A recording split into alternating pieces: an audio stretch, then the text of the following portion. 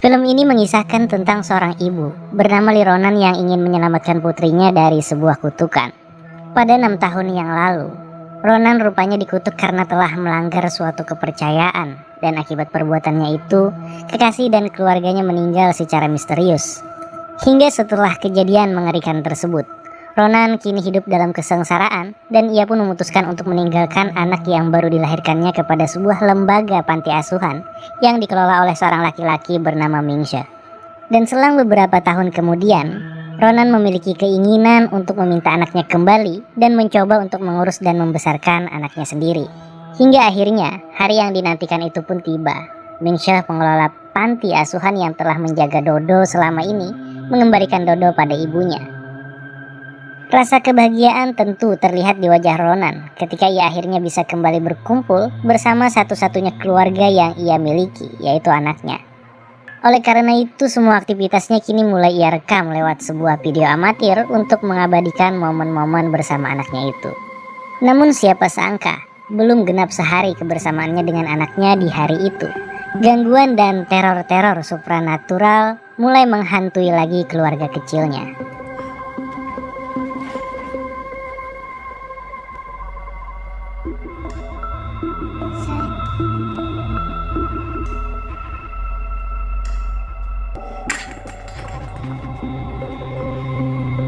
Tak hanya gangguan yang ada di sekitaran tempat tinggal mereka, bahkan gangguan tersebut terjadi langsung pada anaknya Ronan.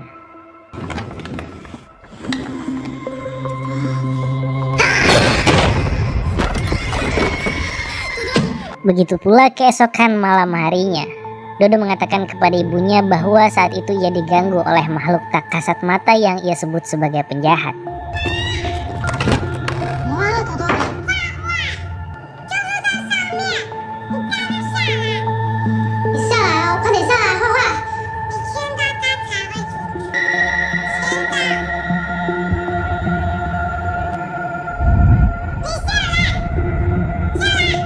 Bahkan di hari berikutnya, tanpa pengawasan ibunya, Dodo kerap berinteraksi dengan makhluk tak kasat mata yang sebelumnya disebutnya sebagai penjahat. Dan saat itu Dodo memasuki sebuah tempat terlarang di bagian atap rumah mereka karena hasutan dari sosok makhluk tak kasat mata itu.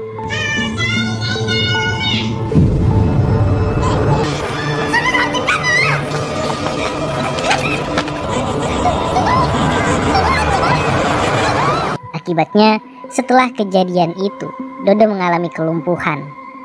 Menurut keterangan dokter, pada awalnya Dodo terlihat baik-baik saja. Namun perihal kejadian yang menimpa Dodo sulit dijelaskan secara medis. Dan karena kejadian yang baru-baru ini menimpa Dodo, Ronan kini dianggap tidak layak mengurus anaknya dan dinas setempat mencabut hak asuh Dodo atas Ronan. Tentunya hal ini menyakitkan bagi Ronan, hingga akhirnya Ronan memutuskan untuk membawa Dodo kabur dari kediaman mereka dan pergi ke suatu tempat. Dan Ronan kabur tidak hanya seorang diri, dia dibantu oleh Mingsha, orang yang dulunya merawat Dodo semenjak di panti asuhan. Rupanya semua kejadian itu berawal dari 6 tahun yang lalu, di mana dulu Ronan bersama pacarnya dan salah satu temannya berniat pergi ke suatu tempat untuk keperluan konten YouTube mereka dengan tema berburu hantu. Pada waktu itu, ia bersama kekasihnya pergi ke sebuah acara keluarga di daerah terpencil. Namun ternyata acara yang dihadiri Ronan bukan pertemuan keluarga biasa, melainkan ibadah dari sebuah kultus sesat yang dianut oleh keluarga tersebut. Dan dengan kamera yang tersembunyi, mereka bertiga mulai bertemu dengan ketua adat di daerah itu. Dan tidak disangka, salah satu tetua adat di sana mengetahui bahwa Ronan sedang dalam kondisi hamil. Setelah mengetahui hal tadi, Dom pun merasa khawatir dan mulai berpikir apakah tujuan utama mereka untuk merekam ritual di daerah itu akan dilanjutkan atau tidak, mengingat kondisi Ronan yang saat itu tengah dalam kondisi hamil. Namun Ronan mengatakan bahwa ia baik-baik saja dan siap untuk melanjutkan berburu konten supranatural, hingga mereka pun mulai mengintip secara sembunyi-sembunyi ritual adat yang dilakukan di sana. Dan di saat mereka mulai merekam secara diam-diam, seorang gadis kecil melihat apa yang mereka lakukan. Namun bukannya malah melaporkan perbuatan mereka, gadis kecil itu mengajak Ronan untuk pergi ke suatu tempat. Dan di tempat itu, patung-patung Buddha berjejer menghadap tembok. Di bagian langit-langitnya terdapat sebuah lukisan khas agama tertentu. Namun ada hal yang aneh dari lukisan itu. Ada darah di bagian kepala lukisan itu yang menetes hingga jatuh ke lantai. Kemudian Ronan diajak oleh gadis kecil yang membawanya tadi untuk memberi makan katak dengan seikat rambut.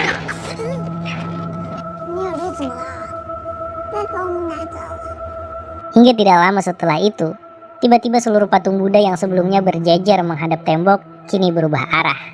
Tidak sampai di sana, rasa penasaran mereka terhadap kepercayaan yang dianut oleh salah satu keluarga di sana semakin menjadi-jadi. Sampai-sampai mereka memutuskan untuk pergi ke sebuah tempat yang terkenal dengan mitos menyeramkannya, yaitu sebuah terowongan yang terkenal sebagai pembawa malapetaka.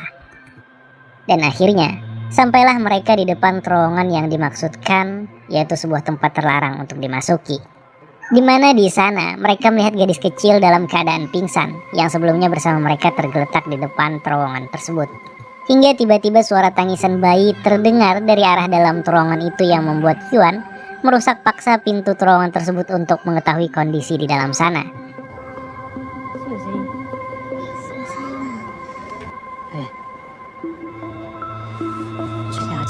Merasa khawatir jikalau memang ada bayi sungguhan di dalam sana, Yuan pun bersama Dom akhirnya memasuki terowongan terlarang itu sambil merekam apa yang ada di dalam sana.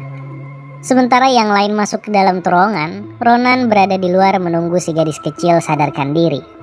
Dan selang beberapa menit kemudian, tiba-tiba Yuan keluar dari dalam terowongan sambil berteriak histeris, lalu pergi kabur dan meninggalkan kameranya di depan terowongan itu.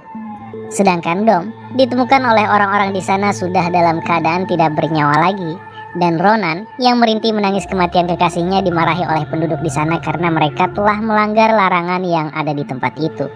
Hingga setelah kejadian itu, Yuan pun berusaha kabur menjauhi terowongan itu, namun di dalam perjalanannya dia mendapati banyak sekali kejadian-kejadian ganjil, di mana para penganut kepercayaan di sana bersujud memohon ampun sambil mengucapkan mantra Hoho Shiu Si Siuma, sebuah mantra yang sering mereka ucapkan, mantra yang menurut penganut di sana diartikan sebagai permintaan berkah.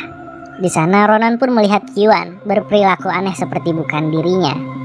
Hingga di saat Ronan kembali menoleh ke arah belakang, rupanya semua orang yang memohon ampun tadi langsung mendapatkan kutukan.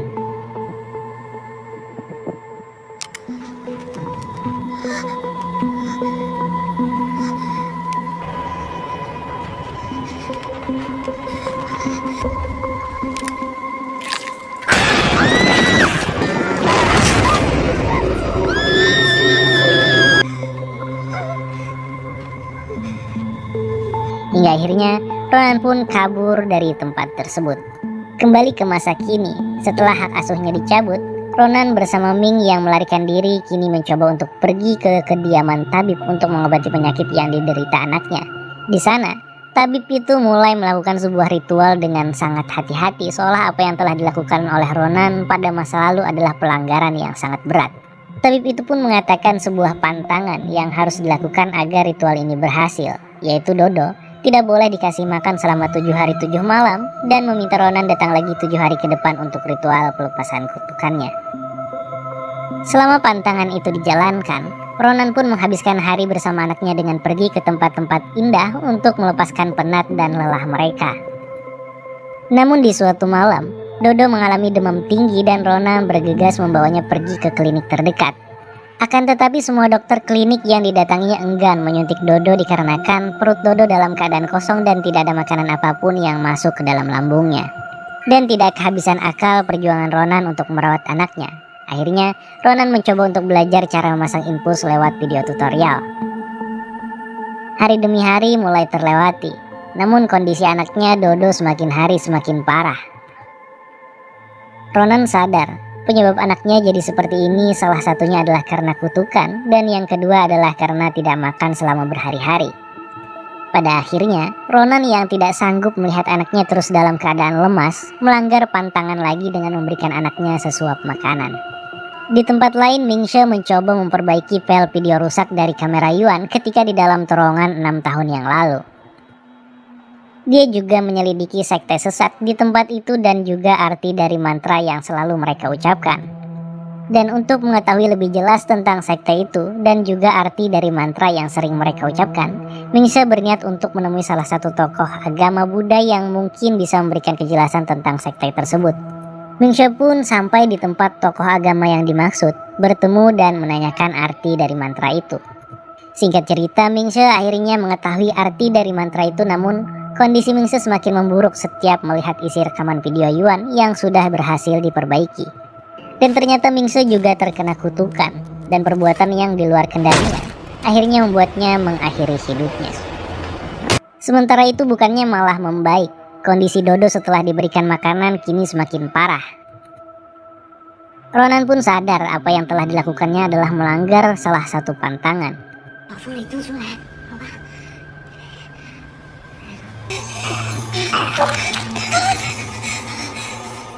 Dia pun segera kembali ke kuil tabib sebelumnya.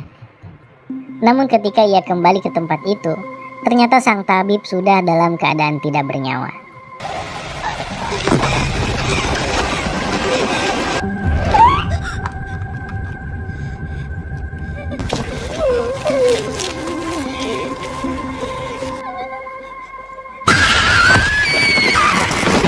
Keesokan harinya Ronan pun membuat sebuah video dan mengajak penontonnya untuk mengucapkan mantra.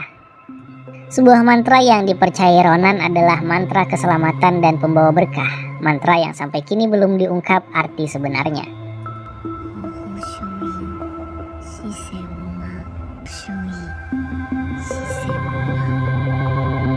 Dan Ronan mengajak semua orang untuk mendoakan anaknya dengan mantra tersebut karena sampai saat ini kondisi anaknya dalam keadaan kritis. Lalu kemudian Ronan mengajak penontonnya untuk melihat isi video dari kamera Yuan ketika ada di dalam terowongan. Dari video itu, Dom bersama Yuan yang mendengar suara tangisan bayi kini sudah mulai memasuki terowongan terlarang. Di setiap sudut terdapat sesajen. Lalu di dalam terowongan itu terdapat pembatas dengan tulisan mantra yang Dom potong untuk melaluinya.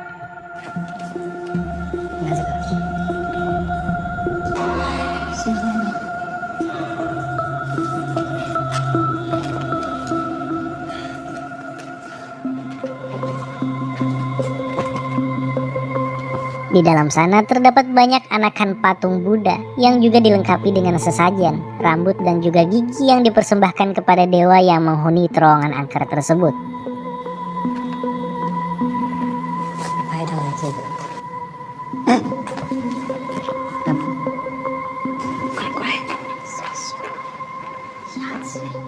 Lalu mereka pun melanjutkan perjalanan mereka hingga sampailah di ujung terowongan itu. Di mana di ujung terowongan itu terdapat patung Buddha dengan kepalanya yang tertutup oleh kain. Dan ketika Dom membuka tutup kain di kepala patung itu, Dom mulai tidak sadarkan diri.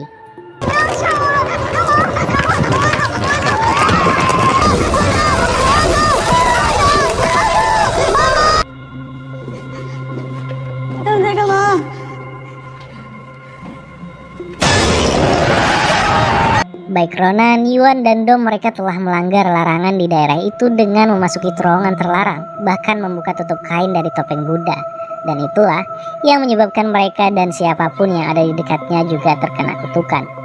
Dan untuk mengakhiri penderitaannya, Ronan kini kembali pergi ke tempat terlarang itu.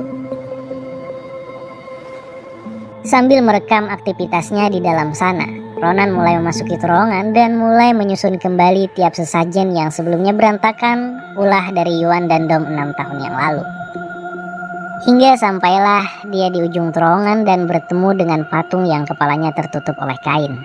Dan Yuan mulai melakukan ritualnya sambil mengucapkan mantra. Lalu memutarkan video dari laptop yang dibawanya ke dalam terowongan itu. Rekaman dari biksu yang mengatakan arti dari mantra yang terus diucapkannya. Dan ternyata arti sebenarnya dari mantra itu adalah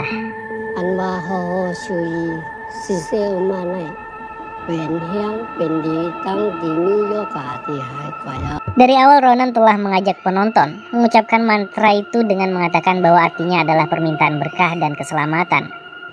Padahal arti yang sebenarnya adalah berbagi kutukan. Semenjak awal video, Ronan sudah mengetahui arti dari mantra itu, dan semakin banyak yang ikut melafalkan mantra itu bersamanya, maka semakin ringan kutukan yang dialami oleh anaknya.